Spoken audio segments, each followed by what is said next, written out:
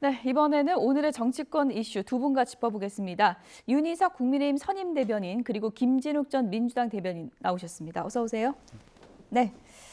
영수회담 언제 열리나 이번 주 초미의 관심사인데 지금 실무회담 준비부터 좀 삐걱대는 것 같습니다. 그러니까 어제 원래 그 예. 홍철호 수석이 임명되기 전에 네. 천준호 비서실장과 전 정무수석과 어제 오후에 만나기로 되어 있었던 거거든요. 네.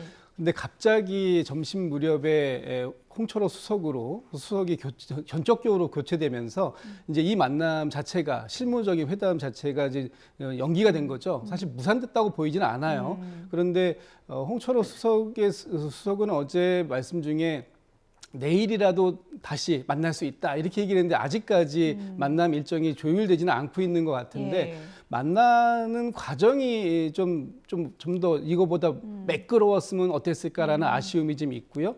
또 홍철호 수석이 과연 어제 임명되자마자 예. 얼만큼 어떤 그 의제에 대한 저희 그 조율 재량권을 가지고 나올지 이런 부분에 대해서 좀 아직 확인이 안 된 상황이라 예. 과연 이번 주에 빨리 서둘러서 의제를 조율하고 사전 조율하고 그 다음에 두 분의 만남까지 영수회담까지 이루어질 수 있을지 약간은 좀 불투명한 게 아닌가 이런 생각을 좀 갖게 됐습니다. 지금 민주당에서는 아무리 뭐 수석 교체한다고 하지만 당일 취소가 어딨냐 이렇게 또 발끈했던 것 같은데요.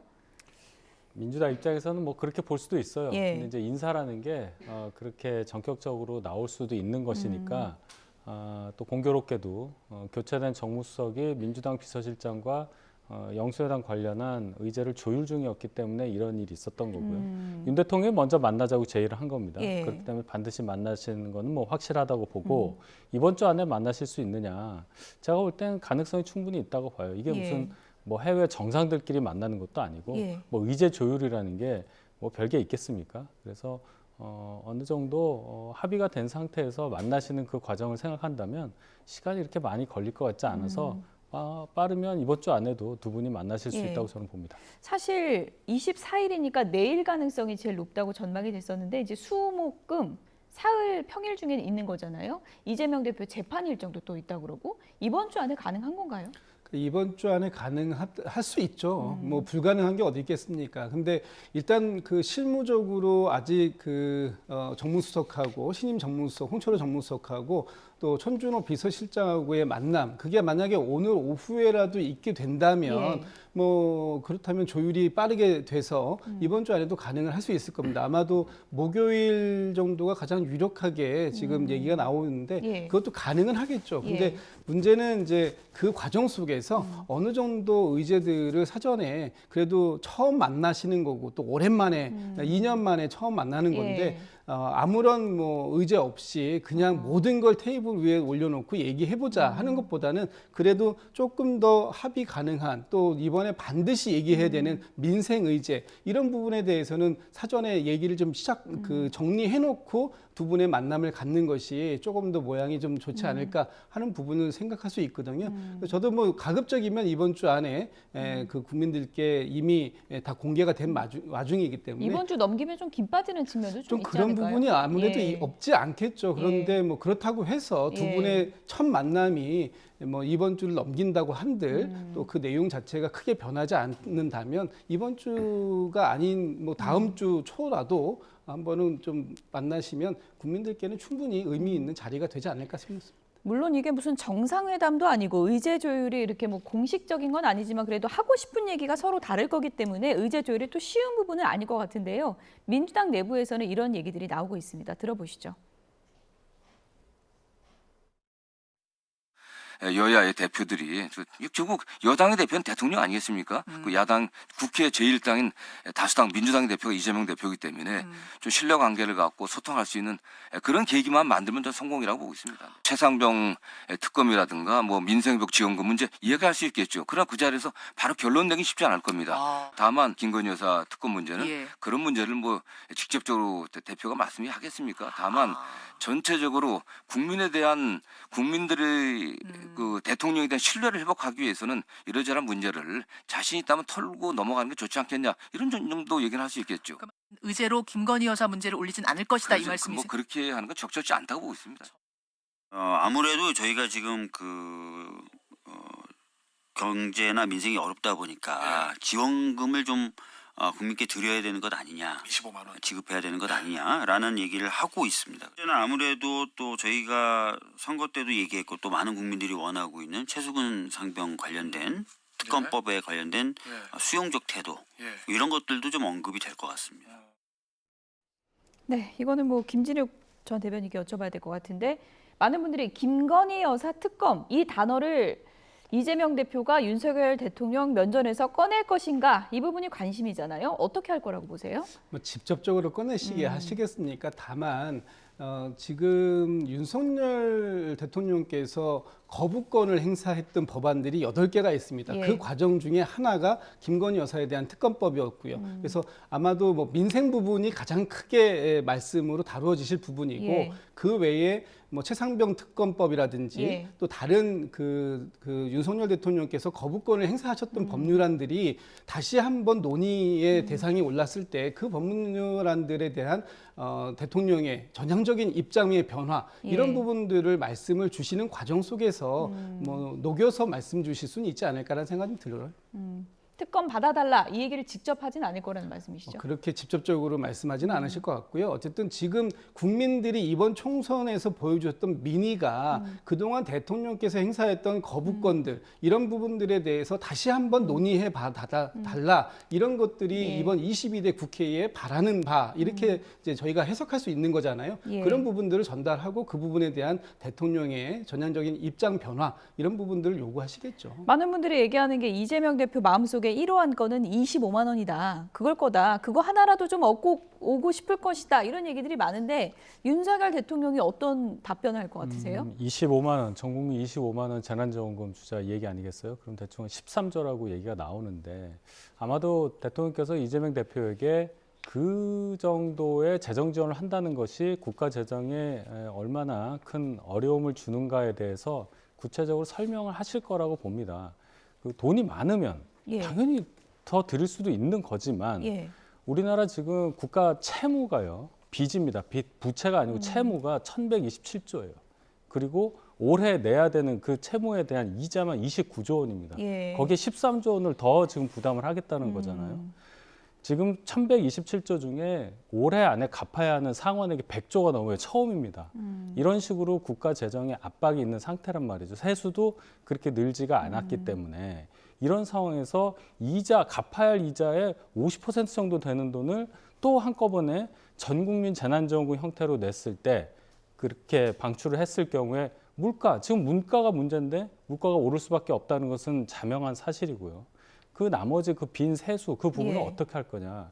이런 것은 국가를 운영하는 입장에서 당연히 생각해야 될 문제고 이재명 대표가 이제 다음 대선을 보는 입장에서도 예. 분명히 그 입장에 대해서 수긍하실 거라고 봅니다. 그러한 과정이 이번 두 분의 만남에 의미가 있는 자리로서의 어떤 과정이 되어야지 일방적으로 정치적으로 이거 왜 안 받느냐, 국민이 어렵다, 정부가 왜 자꾸 돈만 쌓아두느냐 이런 식의 정치 공방만 있어서는 저는 안 된다고 봅니다. 대통령이 25만 원 안건은 반대할 가능성이 크다. 저는 그렇게 봅니다. 예. 지금까지 재정 건전성에 대해서 계속 주장을 하셨고 그 합리성에 대해서 국민들께서도 다 이해하고 계시리라고 저희는 믿습니다. 분위기가 좀 안 좋아지지 않을까요, 영수회담이? 그렇다고 해도 두 분이 예. 그렇게 만나서 예. 이런 얘기하는 게 저는 처음이라고 봐요. 두 예. 분의 대면은 지난 대선 기간 동안의 토론 이외에는 없다고 봐야 되지 않겠습니까?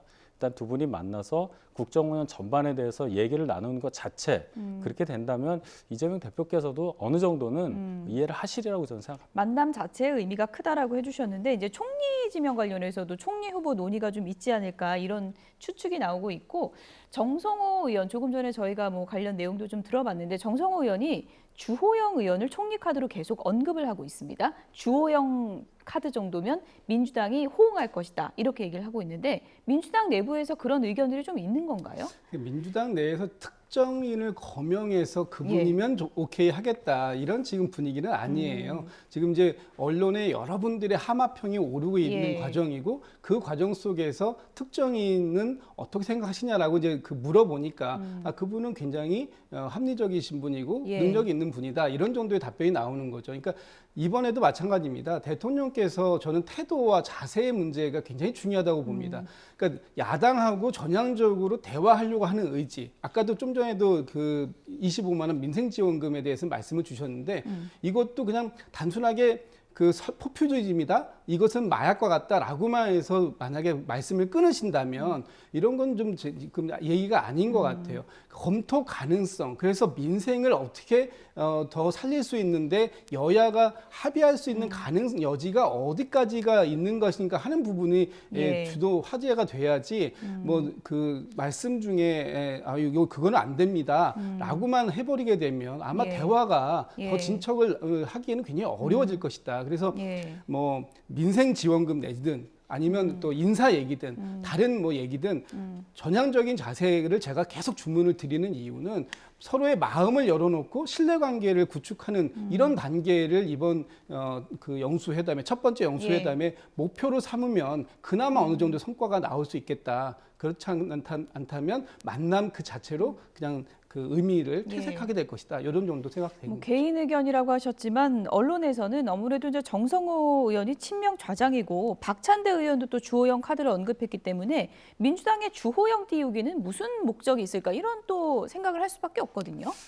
저도 뭐 그 부분은 이제 민주당에서의 주장이니까 이제 정확히 알 수는 없지만 그래도 제가 그냥 객관적으로 봐도 주호영 의원이 육선의 경륜을 가지고 있고 그동안 원내대표 또 비대위원장 이런 중요 요직을 저희 당에서 거치면서 야당과 민주당과의 관계도 원만했다고 들었습니다. 그런 차원에서 본다면 민주당에서 특정한 인물을 추천을 할 수 있는 상황이 안 된다면 저희 당 여권의 인사를 총리를 하는 것이 맞다고 생각할 것이고 그렇다 보면은 주호영 의원을 가장 적합한 인물로 꼽으시는 민주당 의원들이 많다고 봐야 되겠죠. 예, 영수회담 테이블에서도 주호영 의원 이름이 언급될지는 좀 지켜봐야 될 것 같고요.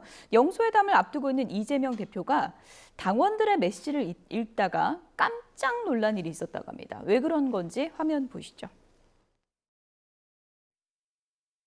전 국민 25만 원 재난지원금, 대통령 4년 중임, 결선 투표제도의 개헌, 윤석열 탄핵 이게 뭐야 갑자기? 이거 안 하면 안 읽고 윤석열 탄핵 이게 뭐야 갑자기? 이거 안 하면 안 읽고 이건 내가 안 읽은 겁니다. 이거는 김땡땡이 한 말입니다. 네, 이것을 두고 뭐 셀프 입틀막이다 이렇게 줄여서 얘기들 하던데 이재명 대표 깜짝 놀란 거 맞죠? 겉으로 보기엔 놀라셨네요. 근데 비슷한 얘기 몇 번 하셨잖아요. 다만 이번에 두 분 만남에서는 아마 저 정도 얘기 안 하시겠죠. 어쨌든 선거 앞두고 또 선거 직후에 그런 정도의 어떤 정치 공세 차원에서 하신 말씀이라고 보고 개헌이라는 얘기도 뭐 여러 얘기 나왔잖아요. 결선 투표에다가 임기 얘기 나왔는데 지금까지 그렇게 개헌이 성사되는 과정이 얼마나 어려운지도 저희가 겪었기 때문에 아마도 그 민생 하니까 민주당에서도 그 25만 원 재난지원금 관련한 얘기를 많이 할 것 같고 아까 윤 대통령이 그거 안 됩니다. 이렇게 뭐 얘기를 끊을 것 같다.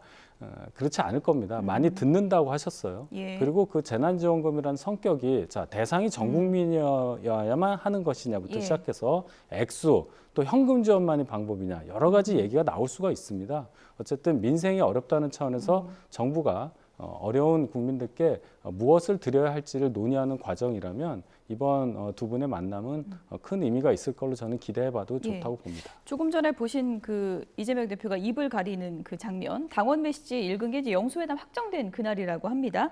탄핵이라는 단어가 뭐 총선 전후로 민주당 일각에서 나왔던 건 사실인데 이것이 당의 입장은 아닌 것이다. 이렇게 좀 메시지를 전한 거라고 할 수 있을까요?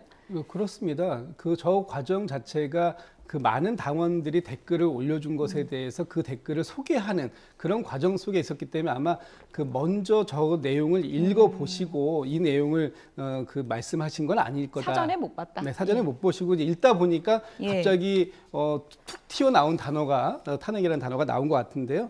당원들 사이에서는 이번 총선에서 많은 말씀들이 있으셨습니다. 그러니까 윤석열 정부에 대해서 회초리를 들어야 된다. 그런데 회초리보다 더한 몽둥이 같은 걸 들어야 된다라고 얘기하신 분들도 있었거든요. 그런 과정 속에서 나왔던 얘기를 그 그 소개하시는 과정 속에 나온 것 같고요. 지금 대통령께서 그 전향적인 자세의 변화들, 어제 같은 경우에도 인사 소개를 2번이나 직접 예. 하시지 않았습니까? 이런 부분들이 보여주시는 게 이게 어떻게 볼 것이냐, 이것을 변화로 볼 것이냐, 아니면 변화가 일회성에 그칠 것이냐 하는 부분들이 있는데 아마 그런 과정 속에서 당원들도 이런 부분도 다시 한번 평가를 하는 예. 그런 시간들이 있지 않을까 싶습니다. 영수회담이 성사되니까 대통령에게 나도 만나달라 이렇게 주장한 분이 있죠. 조국 대표인데요. 영수회담 앞두고 이재명 대표에게 이런 요구를 했습니다. 들어보시죠. 윤석열 대통령과 이재명 민주당 대표의 회담 준비 관련 소식을 들었습니다. 이 자리를 빌어 이재명 대표님께 정중히 그리고 공개적으로 제안드립니다. 범야권 대표 연석회의를 만들어 주도해 주십시오. 이재명 대표님과 윤석열 대통령께서 만나시기 전에 야권 대표들을 만나 총의를 모은 후 윤 대통령을 만나신다면 더 큰 힘이 실리실 것입니다.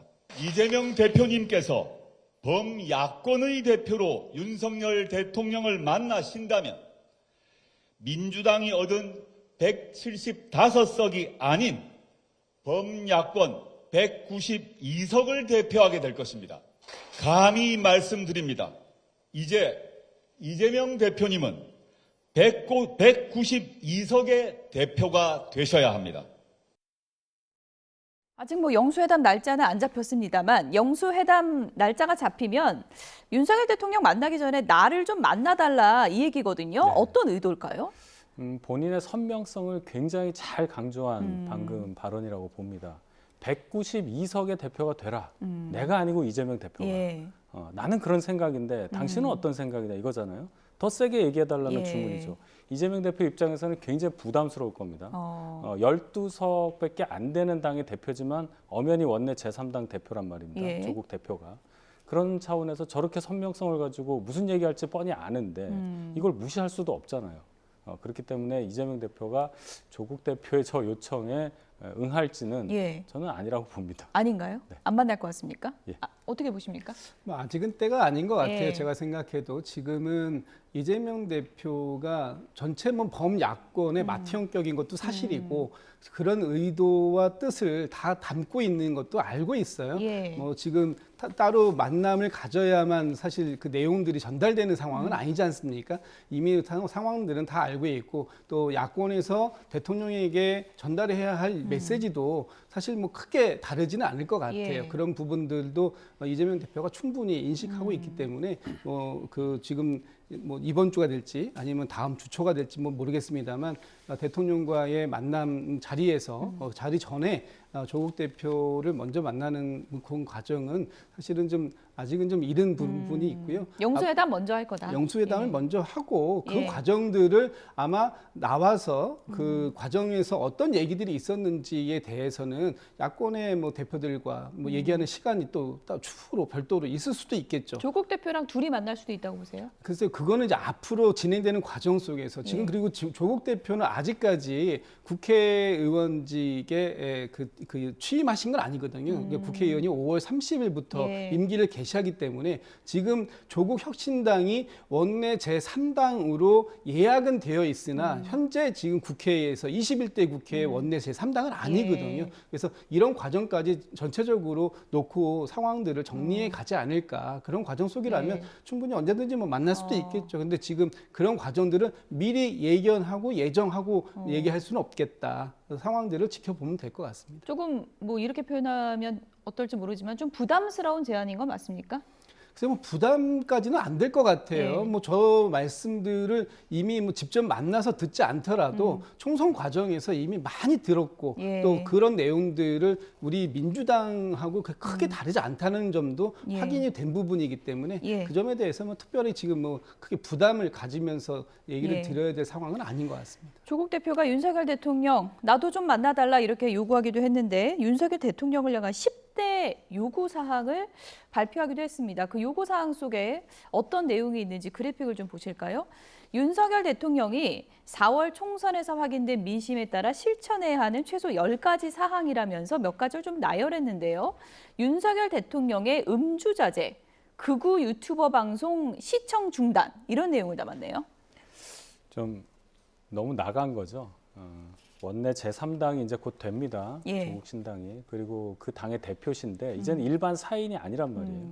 그런 정치적인 무게감을 좀 생각을 하신다면 예. 저런 얘기는 그냥 편한 자리에서 해도 누구에게 지적받을 만한 얘기인데 사실 확인도 없이 저런 얘기를 10대 요구사항이라고 하면서 거창하게 했다는 것 자체가 조국 대표가 왜 정치를 시작했냐를 또 보여주는 거예요. 저희가 총선 때도 여러 가지 얘기를 했지만 저분이 왜 정치를 하는가는 뭐 국민들께서 다 아실 겁니다. 그리고 임기 시작 이후에 신상에 어떤 변화가 있을지도 다 예상을 하는 바고요. 예. 따라서 지금 시간이 얼마 안 남았기 때문에 본인이 하고 싶은 얘기를 많이 하고 싶은 건 이해하지만 예. 정치 지도자가 된 이 마당에 할 얘기는 아니다. 정치적 무게감을 생각하시고 남은 기간 동안에 그런 자중하는 모습을 좀 보여주시길 바랍니다. 네, 어쨌든 뭐 조국 대표 정치권에서 상당히 좀 무게감을 키워보려고 좀 노력한, 존재감을 키워보려고 노력하는 상황인 것 같은데요. 정말 이재명 대표나 윤석열 대통령과의 만남이 이루어질지는 또 미지수인 것 같고요. 윤석열 대통령이 말씀하신 것처럼 어제 브리핑에 직접 2번 나오고 기자들의 문답도 듣고 정치하는 대통령이라는 키워드도 내걸지 않았습니까? 어제부터 좀 변화가 시작된 기미도 보인다 이렇게 보십니까? 변화를 시작했다라고 볼 수는 있겠지만 진짜 진정성 있는 변화의 시작이냐라고 보기엔 아직은 좀 부족하다라고 보여져요. 네. 어제 같은 경우에도 2번 직접 예. 기자실을 찾았지 않습니까? 그리고 기자들에게 질문을 17개월, 그러니까 522일 만에 첫 질문을 받으셨다 그래요. 예. 이게 기사가 되는 이 상황은 굉장히 비정상적인 상황 아닙니까? 이런 상황들에서 대통령의 변화, 그런 모습들 기대하는 건 당연한데 앞으로 좀 더 봐야 될 것 같고요. 어제 같은 경우에도 오전에 비서실장 인사를 발표하고 그럼 아무 말씀도 없으시다가 갑자기 오후에 정무수석을 갖다가 또 깜짝 발표를 한다? 이런 식의 발표가 이게 정말 대통령실에서 할 수 있는 나오는 것이 좀 저는 좀 약간 의아스러운데 예. 이런 상황이라면 사실은 전체적인 그림을 그려놓고 그 그림 속에서 대통령이 그 언론과의 소통을 어떻게 하는 것이 중요하다 이렇게 했으면 좋겠고요. 어제 이제 2번 질문을 받으셨잖아요. 그 질문이 앞으로 얼마 만에 또 받을지 모르는 질문이기 때문에 아마 그 기자들께서는 더 많은 질문을 쏟아내고 싶으셨을 텐데 예. 그런 부분도 두 개의 질문으로 제한된 거 이런 부분들은 조금 더 열어놓고 했어야 됐다. 그래야 소통의 진정성을 일반 국민들도 또 언론인들도 느낄 수 있었을 거 아닌가라는 생각이 있어서 조금 더 지켜봐야 될 것 같습니다. 네, 정치하는 대통령을 내건 윤석열 대통령 앞으로 어떻게 변할 것인가 관련해서 조정훈 의원은 이런 부분을 좀 제안했습니다. 어떤 내용인지 들어보시죠. 도어 스태핑을 재개할 가능성도 있다고 보세요? 뭐 매일 하는 거는 좀 더 생각해 봐야겠지만 정례화할 필요는 있다고 생각합니다. 네, 매주 1회 정도면 저는 아주 뭐 바람직하다고 생각하고요. 취임 2년 동안 대통령께서도 많은 학습 능력이 있으시기 때문에 뭐 그때랑 다르실 거다. 예. 그 조심스럽지만 적극적으로 해서 소통해 나가고 또 쓴 질문도 받고 아하. 또 약간 당황하는 모습 그런 것도 보여주는 게 국민들이 바라는 바거든요. 저분도 인간이구나. 저분도 고통을 받는구나. 그렇게 해서 정말로 큰 똥볼만 차지 않으시면 지지율은 올라갈 거라고 봅니다. 네, 매일 안 해도 된다. 그래도 재개하는 게 옳다라는 입장인데 동의하시나요? 매일 하는 건 좀 무리가 있죠. 매일 하다 보면은 진짜 실수도 할 수 있는 거고요. 그런 게 있었는데 뭐 주 1회라고 못 박는다기보다는 뭐 정기적으로 해야 되니까요. 그것보다는 적절할 때 자연스럽게 언론에 노출이 돼서 대통령의 생각과 지금 상황을 국민들께서 느끼실 수 있는 정도만 된다면 충분하다고 생각합니다. 예. 조정훈 의원도 이제 그런 차원에서 얘기를 한 건데 그동안 이제 취임 초에 그 도어 스태핑이라고 해서 매일 하다 보니까 나온 그 부작용들 그것만 피할 수 있는 방법이라면 뭐든지 가능하고 제가 볼 때는 그런 식으로 바뀌리라고 저는 생각합니다. 예, 지금 대통령실이 개편돼 가고 있는데 그런저런 뭐 소통의 기회를 넓히는 무슨 구체적인 얘기들이 좀 나오고 있는 게 있습니까? 대통령께서 예. 분명히 말씀을 하셨고 그리고 방금 전에 그 인사 발표 관련해서도 오전에 비서실장, 오후에 정무수석. 자, 정무수석 발표하는 그 시간 텀이 문제가 아니라 정무수석 인사를 발표하는데도 대통령이 직접 나와서 발표했다는 것에 의미를 둬야 되겠죠. 웬만하면은 비서실장이 수석 인사를 발표하잖아요. 근데 대통령께서 직접 나와서 얘기를 했다는 것은 본인이 언론과의 관계를 이전과는 다르게 하겠다는 의지의 표명이고 그것을 기자분들이 느꼈기 때문에 어제도 그렇게 질문을 계속하고 이런 분위기가 이제는 지속이 되리라고 저는 생각합니다. 예. 정치하는 대통령이 될 거라면 이제 야당과의 관계도 중요하지만 지금 여당 내부도 복잡합니다. 한동훈 전 위원장과의 관계를 좀 풀어야 여당 지지층이 지금 분열돼 있기 때문에 좀 합치는 효과가 있지 않겠냐 이런 얘기들이 계속 나오고 있거든요. 그러니까 한동훈 위원장이 전 비대위원장이 대통령의 오찬을 정중하게라고 하지만 사실은 거절한 거잖아요. 예. 그 거절 과정 속에서 많은 불협화음들이 노정된 거 아니냐. 또 이 윤한 갈등이 더 이게 커지는 거 아니냐 이렇게 지금 우려들을 하고 계시는데 저는 조만간에 이런 걱정들 때문에라도 아마 대통령과 한동훈 전 비대위원장 간의 이런 공개적인 자리는 생길 것 같아요. 아마도 한동훈 전 비대위원장도 이렇게 후폭풍이 큰 사안이 정리할 필요성은 느끼겠죠. 그러나 그런 정리 과정이 보여줬다고 해서 과연 두 사람의 이 갈등의 골이 다 메워질 것이냐 하는 부분은 앞으로의 숙제가 아닐까. 저는 그 부분에 대해서는 조금 더 지켜봐야 될 것 같다라는 생각이 좀 듭니다. 이번에 오찬 불발을 지켜보는 분들이 그래도 이제 통선 때 고생을 한 건데 비대위 이렇게 단체로 부르지 말고 혼자 좀 며칠 전에 날짜도 조율하고 해서 그렇게 좀 다시 부르면 어떠냐 이런 얘기도 있거든요. 저는 한동훈 비대위원장이 지금 본인의 건강 때문에 만나기 어렵다고 한 것을 저는 믿어야 된다고 봅니다. 진짜 아파서 못 간 겁니까? 저는 그렇게 봐야 된다고 봐요. 이 자리가 오히려 단독으로 만나는 것에서 정책 해석이 더 많은 거지 여러 명 만나는 거를 안 갈 이유는 없는 거예요. 그리고 윤한 갈등 말씀하시는데 한동훈 비대위원장은 이제 현직이 아닙니다. 비대위원장직에서 물러났기 때문에 자연으로 돌아간 상태고 본인이 정치를 계속한다고 했으니까 앞으로 행보를 봐야 되겠지만은 그 전에 봤었던 1차, 2차 갈등 이런 관점에서 지금 이 사안을 해석하는 것은 좀 논리적으로 안 맞다. 한동훈 비대위원장의 건강을 회복하면 단독이 됐던 전 비대위원들 다 같이 만나던 윤 대통령과 반드시 만나리라고 저는 조만간 만나리라고 생각합니다. 예, 어느 쪽이 더 낫다고 보세요? 혼자 가는 거하고 단체로 가는 거. 그건 대통령실에서 정하겠지만 어쨌든 두 분이 진솔한 소통이 있는 자리가 된다면 한 분이 만나든 여러 명이 만나든 저는 상관없다고 봅니다. 진짜 아파서 안 간 걸 수도 있으니까 저희가 정확히 이게 단정할 수는 없는 건데 지금 이번에 이제 오찬 거절 사태를 두고서는 한동훈 전 위원장이 이제 혼자만의 그 정치 길, 반윤 노선을 걷기로 결심했다라는 해석도 많잖아요. 그런 해석이 조금 더 상식적이지 않을까라는 생각을 하는 거죠. 그러니까 지금 한동훈 전 비대위원장이 대통령의 오찬 초청을 거절한 상황이 오는 것이 이게 공개됐을 때 이 후폭풍이 이게 얼마만큼 크게 올 거라는 걸 몰랐을 거냐. 사실 그렇지 않을 거다. 이 과정을 알면서도 거절했다라는 건 이제 정치적 홀로서기, 독립선언을 하는 것이 아니냐라고 그런 눈길로 바라볼 수밖에 없는 그런 상황을 본인이 초래한 거거든요. 그러면 이 과정을 어떻게 마무리할지 모르겠습니다만 앞으로 한동훈 전 비대위원장이 정치에 복귀하는 것은 아마 다음 수순인 대권으로 가기 위한 초석일 텐데 그 과정 속에서 윤석열 대통령과의 어떤 차별화 이것이 불가피하다. 그렇게 된다면 그 차별화는 반드시 갈등을 넘어서는 수준으로 올 수도 있다. 이런 것들을 염두에 본다면 이번에 이 오찬을 거절한 이 부분이 단순하게 건강상의 이유로만 해석하기엔 너무 큰 사안이었다. 이렇게 볼 수밖에 없는 거죠. 윤 대통령이 한때는 눈에 넣어도 안 아픈 후배 이렇게 표현을 했던 한동훈 전 위원장이기 때문에 조만간 오찬이 성사될지는 좀 기다려 보도록 하겠고요. 끝으로 민주당이 요즘에 굉장히 판을 키우는 이화영 전 부지사 주장 관련해서 이화영 변호사 측에서 이런 얘기 또 했더라고요. 전관 변호사를 동원해서 회유를 하려고 했다. 이거는 술판하고 다른 폭로거든요. 이건 어떻게 보세요? 그러니까 이제 수사 검사가 그 전관 변호사를 소개를 했다는 거 아니에요. 그래서 회유를 했다는 결론인데 지금 모든 일련의 흐름들 술 마시면서 뭐 회유를 했다 이런 여러 가지가 본인이 작년에 진술을 했던 이재명 대표와의 관련성, 쌍방울 관련한 얘기들이요. 그 진술을 번복하려고 하는 과정에서 나오는 얘기들 아닙니까?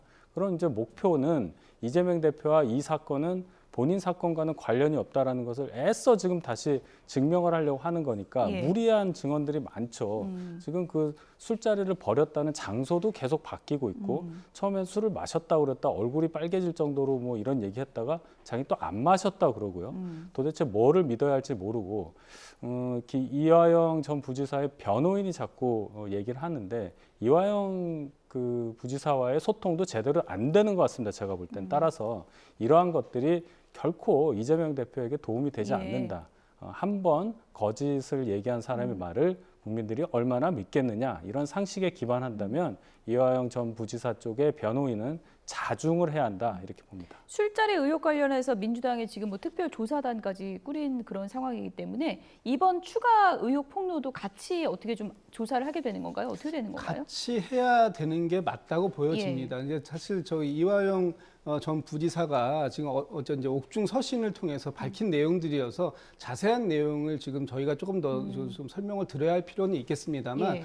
어쨌든 이화영 전 부지사의 발언들 중에 변하지 않는 것이 딱 하나 있다면 그것은 검찰로부터 이 진술 회유를 받았다라는 예. 것입니다. 그 과정, 뭐 일자라든지 장소라든지 이런 과정들은 좀 그 기억에 의존해서 얘기하다 보니까 흔들림이 좀 약간 변화가 있긴 한데 그 외에 이 과정들과 관련 없이 검찰에 의해서 진술이 회유가 됐고 그런 시도가 있었다라는 예. 부분에 대해서는 일관되게 진술을 하고 있기 예, 때문에 말씀 중에 죄송하지만 주장이 좀 설득력을 얻으려면 그 근거도 좀 명확하고 좀 객관적이어야지 주장이 설득력을 얻을 수 있는 거 아니겠습니까?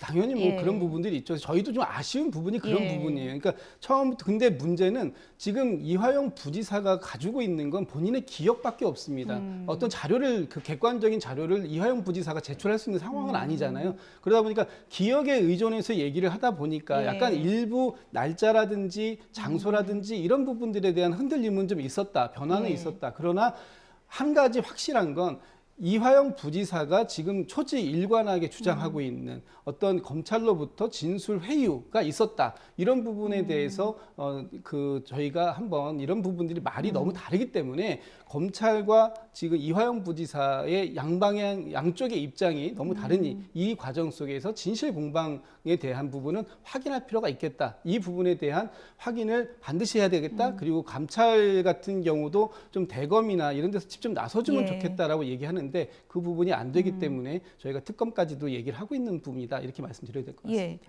그러니까요. 지금 뭐 술자리 의혹에다가 지금 변호사를 통한 회유 의혹까지 제기한 그런 상황이고 어쨌든 판이 벌어졌기 때문에 진실은 명확히 가리는 게 또 중요할 텐데 지금 특검 주장이나 이런 방법에 대해서는 어떻게 생각하는지 좀 전해주시죠. 그러니까 형사 피고인의 일방적인 주장을 가지고 그것을 검증하기 위해서 특검이란 방법도 쓰자는 것은 민주당에서 특검을 너무 사랑하는 거예요. 특검을 그러라고 만든 게 아니지 않습니까? 그 이화영 부지사의 증언이 어느 정도의 합리성이 있어서 특검을 할 만하다는 증거는 또 어디에 있습니까? 기억에 의존한다고 방금 말씀하셨어요. 그 기억은 우리가 어떻게 확인을 해야 됩니까? 이런 합리성에 기반한다면 또 그동안 했었던 얘기를 뒤엎기 위해서 공교롭게 또 민주당이 총선에 이기니까 이렇게까지 나왔다는 오해까지 받잖아요. 이런 정치적인 상황 속에서 민주당이 이걸 가지고 특검까지 운운한다는 것은 자가당착이라고 저는 봐요. 예. 말씀하신 것처럼 이화영 전 부지사 측에서는 뭐 회유당했다라고 끊임없이 얘기하면서 여러 가지 증거를 제시하고 있는 상황이기 때문에 추가 증거가 또 나올지도 좀 보겠습니다. 윤희석 국민의힘 선임 대변인, 김진욱 전 민주당 대변인 두 분이었습니다. 고맙습니다.